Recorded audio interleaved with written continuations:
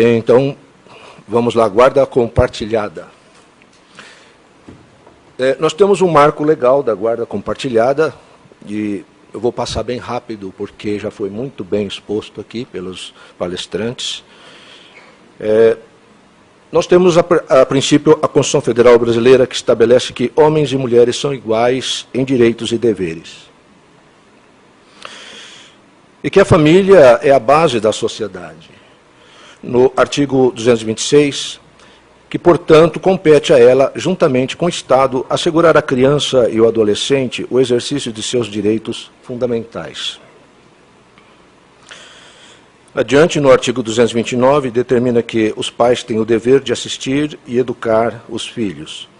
Consequentemente, tudo o que se pretenda fazer há de partir das normas constitucionais, marco legal basilar para, por exemplo, o compartilhamento entre os pais da guarda, convivência e criação dos filhos. A seguir vem a Convenção sobre os Direitos da Criança. Próximo slide, por favor. Respeitando-se essa hierarquia normativa, quando se tratar dessa questão de convivência familiar, igualmente deve ser dada prevalência a toda a norma convencional internacional ratificada em caráter especial pelo Brasil. Assim sendo, é se destacar como marco normativo a ser considerado a Declaração sobre os Direitos da Criança, em especial o artigo 18, que estabelece obrigações comuns aos pais na formação dos filhos. Finalmente, regulamentando esses princípios constitucionais e tais normas internacionais, a Lei 8.069 de 90, o Estatuto da Criança e do Adolescente, reforça o papel da família na vida da criança e do adolescente como elemento imprescindível dentro do processo de integração integral, de proteção integral, e como um dos objetivos maiores do sistema de promoção e defesa dos direitos da criança e do adolescente. Isso. No tocante ao direito à convivência familiar, o Estatuto da Criança e do Adolescente estabeleceu no artigo 19 que toda criança ou adolescente tem direito de ser criado e educado no seio de sua família, e o artigo 21, que estabelece que o poder familiar seja exercido em igualdade de condições pelo pai e pela mãe dentro do princípio da igualdade. Em respeito ao dispostos nos artigos 226 e 227 da Constituição Federal, no tocante ao direito à convivência familiar e os artigos 4, 21 e 22 regulamentados pelo Estatuto da Criança e do Adolescente, leis foram sendo editadas e formatadas, aprofundando este princípio constitucional, restituindo sempre o superior interesse da criança de ser cuidada e protegida por ambos os genitores. Aqui termina o marco legal, constitucional, e agora, quando nós começamos a preparar essa palestra, nós encontramos uma auditoria, um parecer muito usado em todas as arguições de descumprimento de princípio fundamental e em todas as ações diretas de inconstitucionalidade que vem do nosso ministro Celso de Mello.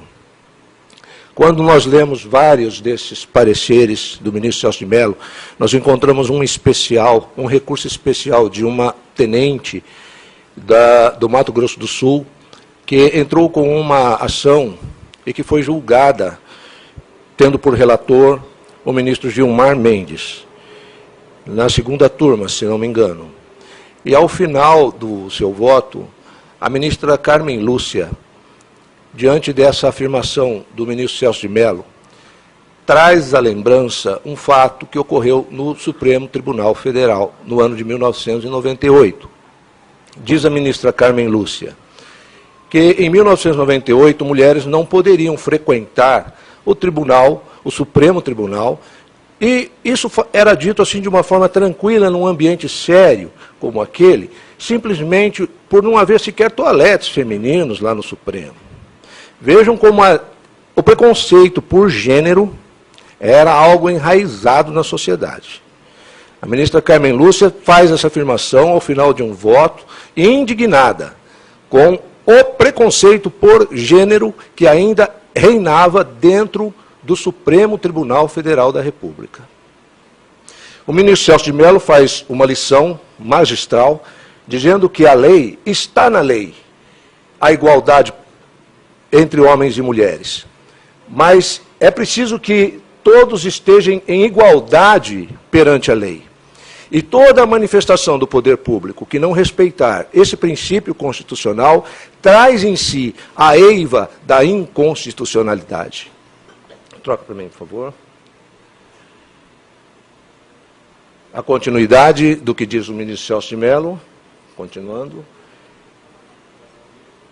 Pois bem, essa nossa inserção tem por finalidade manifestar a nossa também indignação, tanto quanto a ministra Carmen Lúcia, com muito do que ocorre nas varas de família. Essa é a Lei 11.698, que veio ao mundo a partir de uma proposta de projeto de lei do ex-deputado, ilustre deputado Tilden Santiago, no ano de 2002. Esse projeto de lei, por 6 anos, transitou na Câmara e no Senado pelas diversas comissões que compõem as duas casas. Foram 6 anos de amplo debate. Foram 6 anos de muitas audiências públicas, acompanhadas por diversas organizações não governamentais, muitos pedidos de vista, e por todas aquelas comissões em que esse projeto de lei passou, em nenhum momento se considerou que essa alteração no Código Civil pudesse estar sujeita ao veto de um genitor intransigente, de um genitor alienador. Em nenhum momento, durante toda a apreciação deste projeto de lei nas duas casas, se pensou que pudesse o juiz, ao embasar a sua decisão, ao embasar o seu convencimento, pudesse levar em consideração uma chantagem emocional ou financeira para a aplicação da guarda compartilhada. Esse projeto de lei transitou pelas duas casas e, ao final, num esforço coletivo, ele foi aprovado por unanimidade no plenário da Câmara. Eu tenho o áudio desse dia, nós acompanhamos esse projeto de lei para e passo, e não houve um partido político que se colocasse contra. Na verdade, as manifestações da relatora deste projeto de lei, Maria do Rosário, a ex-deputada e ex-ministra da Direitos Humanos, ela faz uma defesa emocionada ao incluir no direito brasileiro, no direito de família, o compartilhamento da criação e formação das crianças pelos dois genitores, por ambos os genitores. Nesse discurso, acompanhado por todo o plenário da Câmara, foi saudada a guarda compartilhada como uma alteração na legislação de amplo alcance humanitário. Chegaram a dizer que essa guarda não deveria se chamar convivência humanizada, porque é o que ela é. Ela restitui aquilo que foi preconizado no ECA. Ela restitui o direito da criança de ser criada e conviver com ambos os genitores. E nunca essa lei esteve sob a eiva da inconstitucionalidade e muito menos sob o veto de um genitor intransigente ou um alienador parental. Em nenhum momento se pensou que a guarda compartilhada não fosse a custódia física, não fosse a efetiva expressão da guarda compartilhada. Sempre se pensou que, trazendo o compartilhamento dos filhos para o ordenamento jurídico, a custódia física conjunta era a expressão, a máxima expressão da guarda compartilhada. Assim entendeu o legislador naquele momento. 2 anos depois, outro projeto de lei, desta vez do ilustre deputado Regis de Oliveira, desembargador, ex-desembargador do nosso Tribunal de Justiça aqui de São Paulo. O próximo slide. Isso. A lei da alienação parental. Outra lei que teve um amplo debate nas duas casas do Congresso. Outra lei que passou por diversas audiências públicas. E sobre essa lei, os debatedores, em geral, pesquisadores e muitos da área médica, que é quem mais fica próximo da criança, o pediatra, as pessoas da área médica, em suas manifestações, consideraram os benefícios da guarda compartilhada e os malefícios da alienação parental, que anda junto com a guarda unilateral. No projeto de lei do ilustre deputado Regis de Oliveira, ele inclusive faz uma menção do perigo da guarda unilateral ser exercida como forma de alienação parental. Então foi incluído neste projeto de lei e sancionado em 2010 o artigo 7º. O artigo 7º já traz em si, no seu espírito da lei, a punição àquele genitor que utiliza-se de artifícios da estratégia do litígio para afastar o outro genitor da vida da criança. Diz o artigo 7º, a atribuição ou alteração da guarda dar-se-á por preferência ao genitor que viabiliza a efetiva convivência da criança ou adolescente com o outro genitor, nas hipóteses em que seja inviável a guarda compartilhada. Vejam, a lei da alienação parental já prevê que, havendo uma estratégia de litígio para prolongar um processo de guarda por 7 a 8 anos, com o único interesse de sepultar a infância da criança longe de um dos genitores, sem medir as suas perigosas consequências, já daria ao juiz o embasamento para, na sua decisão, preferir a guarda unilateral em favor daquele genitor que não promove falsas denúncias, que não entram com processos de visitas supervisionadas sem fundamento, sem motivo, sem razão. Essa lei da alienação parental também, em muitas das audiências que ocorreram, foi necessária a sua rápida implementação em 2 anos de trâmite apenas, porque à medida que avançava a legislação da guarda compartilhada, aumentavam também nos tribunais os processos de visitas supervisionadas, de falsas denúncias. Havia um jogo no mercado, na luta, na disputa pela guarda, onde, à medida que se avançava o conhecimento em favor da guarda compartilhada, aumentava-se também a estratégia do litígio. Então nós chegamos, depois dessas 2 leis serem aprovadas no nosso Congresso, chegamos no Judiciário brasileiro. Essa é a nossa realidade, à luz do conhecimento do Instituto Brasileiro de Estatísticas, de Geografia e Estatísticas. Essa é a distribuição da guarda de filhos no Brasil. Quando esse gráfico caiu no nosso grupo, era um sentimento que já havia entre nós de que a preferência era pela guarda unilateral e pela mãe. Mas quando esse gráfico foi apresentado, as manifestações foram das mais diversas. E foi difícil para a gente até sintetizar algo para trazer aqui hoje. Mas, numa primeira olhada, nós só podemos apoiar, com toda a nossa determinação, o projeto de lei, o PLC 6 de 2013, que está na nossa Assembleia Legislativa aqui em São Paulo. Já estamos nos mobilizando para ir até os deputados, para estar junto deles, porque é imperativo que o tribunal aumente o número de psicólogos, é imperativo que o tribunal aumente o número de assistentes sociais e também que traga a figura do pediatra forense, porque essas decisões de guarda não podem ficar dependendo da intransigência de um genitor que, pela estratégia do litígio, prolonga o processo até que, por fim, ele consiga o afastamento definitivo da criança. Dentro dessa visão de 90% de guarda unilateral, 1/4 dessas crianças perdem completamente o contato com um de seus genitores.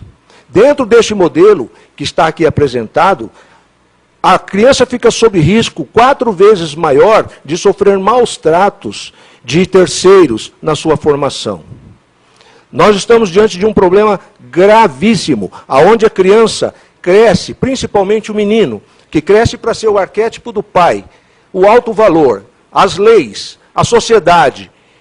Quando ele vê o seu pai como um visitante quinzenal de algumas horas a cada 15 dias, o que coloca o pai 4 dias no mês.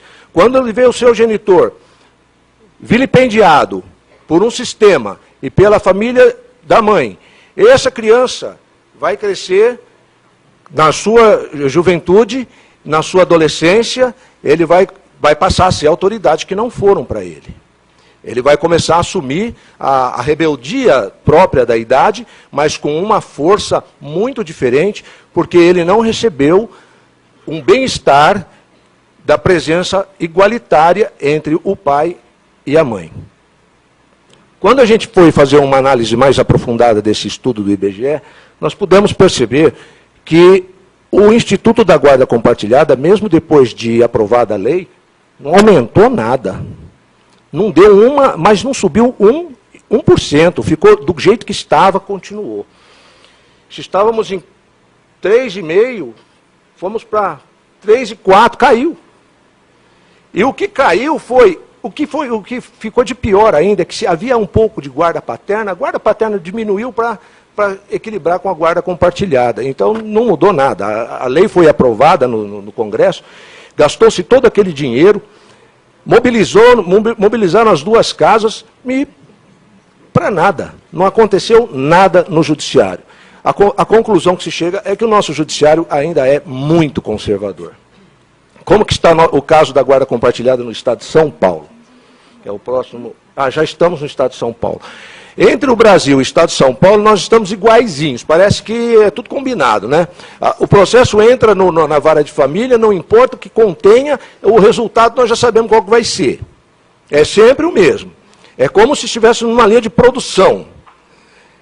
Carimbando. Guarda unilateral, visitas a cada 15 dias. Não saímos do Código Civil de 1916. Essa é a impressão que temos, essa é a impressão que a sociedade também tem. Porque não houve uma alteração apesar da lei.